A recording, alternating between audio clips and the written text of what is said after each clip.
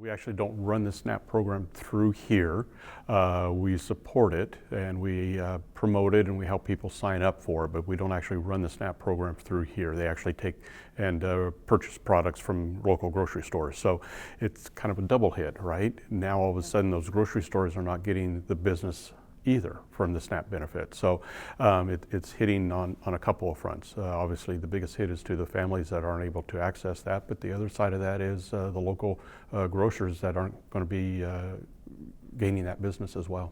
SNAP is the first step, and it supports the local economy because it supports our local grocery stores.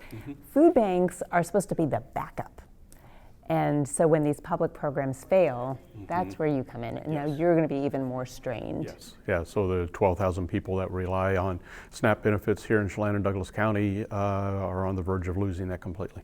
There's only so much food in the system that we get from, food that we purchase, and then also federal and state food assistance. But that's what we're preparing for, is just a spike in the number of people. Just mentioned COVID earlier. When COVID hit and a lot of people lost their jobs, we saw a huge increase in people visiting pantries. And I anticipate it will be a similar type of influx.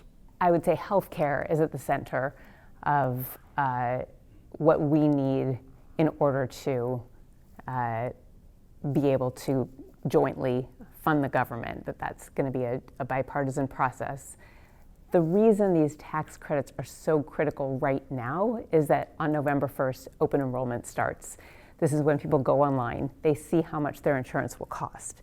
And for the state on average, those prices are going up 70%. Out here, we're talking about they could double. And for many people, that becomes unaffordable.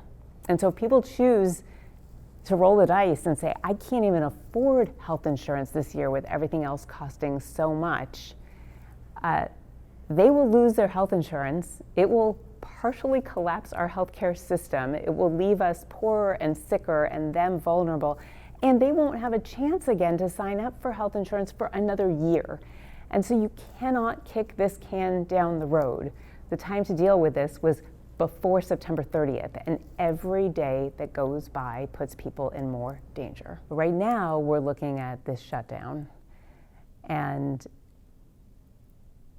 this is a situation where Republicans control the White House, the House, the Senate, and it's on them to fund this government and get these SNAP benefits and WIC benefits, all these other benefits, and federal workers paid and the government functioning the way it should.